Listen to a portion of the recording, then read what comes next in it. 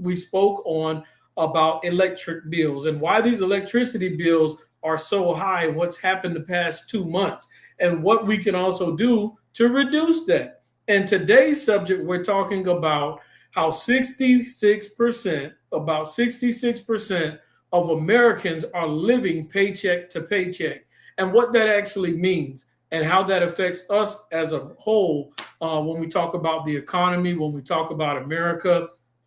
There's a lot of things coming up as far as a political change and change of guards when it comes to America as a whole. But I want to talk about living paycheck to paycheck. But welcome to Coach Steele's Finance Training. If you're tuning in, give me a hello. Jump in the chat section on Facebook. If you are tuned in on YouTube, then of course jump in the chat section on YouTube. And let's see if I can enlarge it. We are currently at 277 subscribers. So when we get to 300, I'm going to give away $50. And of course, I'll have some type of rules or parameters. So if you think I should do $25 and $25 to increase the chances of multiple people winning, then let me know in the comment section. Think about that. If 66% of Americans are living paycheck to paycheck, then a majority of the people you interact with are struggling from 1 month to the next. Woo! Let it sink in. Event unexpected happening. So I want to go to an article so that we can look at this article and examine it. And then we'll discuss how it affects us personally. But I want you to understand it's important discussion to have when we talk about financial literacy. People have to put pride to the side. You have to be willing to learn something new, humble yourself. And if you are having financial problems, there's nothing wrong. And then someone has a problem outside of you in your household, and they come to you asking for help to fix their situation. In other words, they need to borrow money. They need to borrow your resources.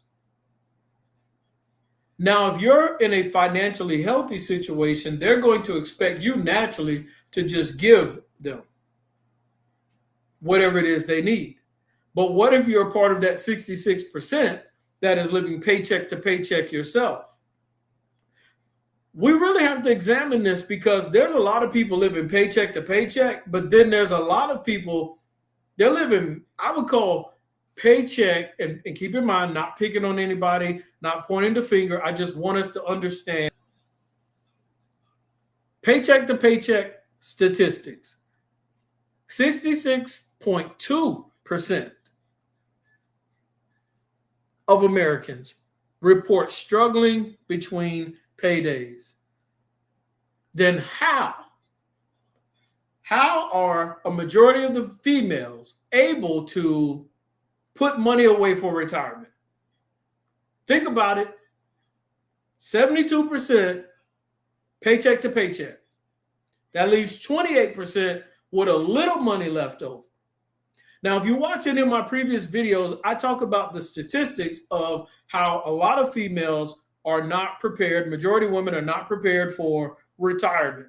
48%. Now, this is good too.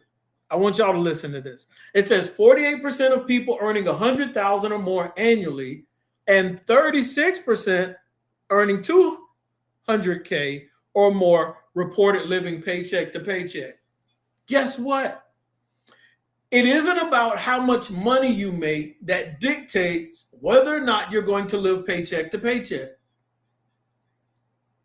So if people who are making $200,000 or more are struggling with a paycheck to paycheck issue, people who are making $100,000 or more, almost half of them, 48% of them are paycheck to paycheck, then somebody tell me what is the problem. What if that car has a problem? What if it has issues and it's prone to have problems and issues and need and repair? It can affect your cash flow, which can cause you to live paycheck to paycheck Or for some people, there's a whole nother category that they keep telling you, oh, inflation is slowing down. Inflation is slowing down. Don't believe it. Do not. Okay, you can believe inflation is slowing down, but don't believe that it. Here's the example I use. Inflation was going 100 miles per hour, 100 miles per hour, but now it's slowed down to about 60. And 60 is still fast. It's just not going super fast. It's not breaking the speed limit anymore. So understand you still have to prepare for inflation. You still have to fight against inflation, or otherwise you're going to find yourself living paycheck to paycheck, trying to make ends meet.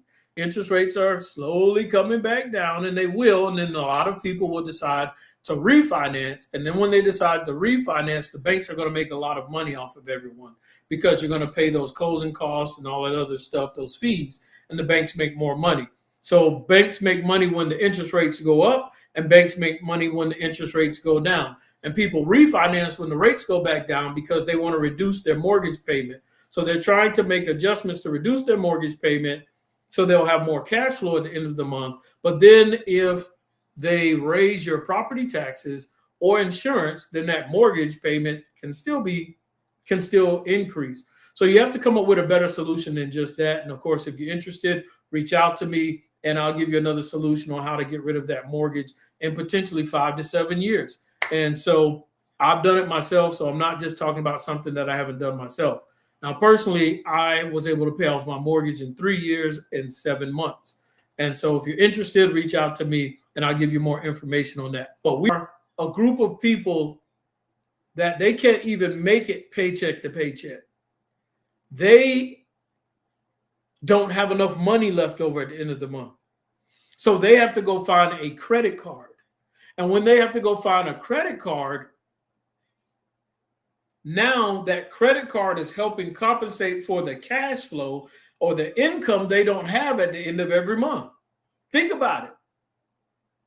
And if you continue that cycle every month, then that credit card balance continues to increase.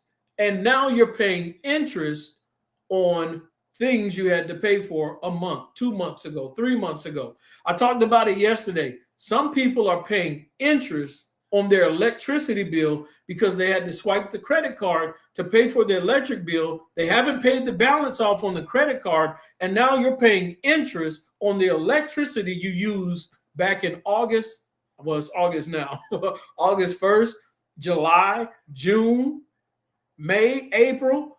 And so you have to really pay attention to this because you don't want to pay interest on your groceries that you had for 2 months ago.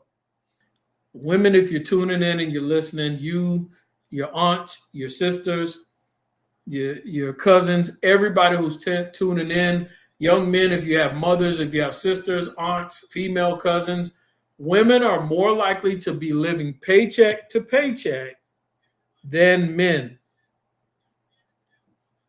Now, there's a number of reasons why that is, but regardless of the reasons, we have to be more aware and we have to check on our female counterparts and the women in our families and make sure what are they doing financially so that they're not part of that statistic where they're living 1 paycheck to paycheck and 2 least likely prepared for retirement. I grew up in a household where my mother was living paycheck to paycheck. Now, of course, there were, a lot of circumstances. My stepfather had passed away.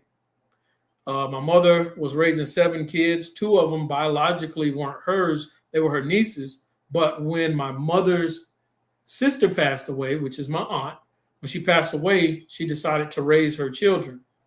And of course, she brought them in the house. So now 7 kids, 1 mother, and the father figure passed away. So there are certain circumstances that happen that cause people financially to be in a bad spot.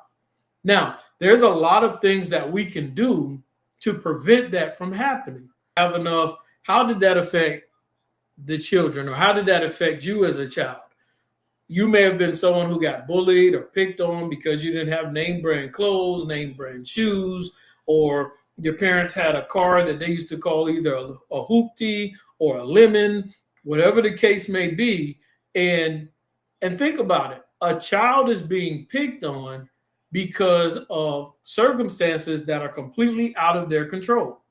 A child can get picked on because of circumstances that are out of their control or a decision that their parents or their guardian made financially. And so they are going through whatever they go through and just making the best out of what they have. But yet they go to school and someone is picking on them because they don't have or don't look like everyone else looks who appears to have money. Now, of course, as you get older, you realize that, a lot of the jokes and all of that, not only were they childish, but their parents might have been deep in debt and running up credit cards just to make sure their children had the physical or materialistic things to make them look cool or feel good, or whatever the case may be. But it does have an effect. And I believe that's why it's important. And I know I'm getting a little off the subject of paycheck to paycheck, but think about it. That's why it's important to talk to your kids about bullying and picking on people and other kids, because you never know, one, what type of effect that may have on people, and two, so they can understand that family member may have lost their house. There may have been a tragic event, hurricane, a fire that displaced them. A loved one may have passed away in their family, and now they're just doing the best that they can. And you got another kid jawing at you and picking on you for something that's completely out of your control. So we have to do a better job of educating the youth and kids and teaching them not to bully and pick on other people. An app to keep up with your finances. You need to have your finances where you can physically see them. I always tell everybody, get your budget from up here and put it on something. Put it on paper, put it on digital, put it on Excel sheet. Put it somewhere so you can examine and see where your money is going and tracking it. Don't do out of sight, out of mind when it comes to financial literacy. Because if you do out of sight, out of mind when it comes to financial literacy, some people say what you don't know won't hurt you. When it comes to financial literacy, what you don't know will hurt you financially. And we can get to a better place financially as a whole once we have these conversations. You don't have to be in debt forever. There's other creative ways to get out of debt. There's other creative ways to pay off that consumer debt and those mortgages that are looming over your head. You don't have to worry or panic and say, I'll never be a homeowner because this stuff costs too much. There's a way to get rid of a mortgage faster. You don't have to be stuck in the cookie cutter traditional ways of handling finances. There are other creative things you can do and effective. That way, what I say, you can maneuver through this financial world and these financial systems at a better and faster rate. Stop relying on old information that the banks are trying to teach, because it will slow you down from where you're trying to go financially. There are other creative ideas, and I'm going to continue to share them on Coach Steele's finance training on YouTube and, of course, on Facebook Live. So definitely, if you're not on YouTube and you have not subscribed, subscribe to my YouTube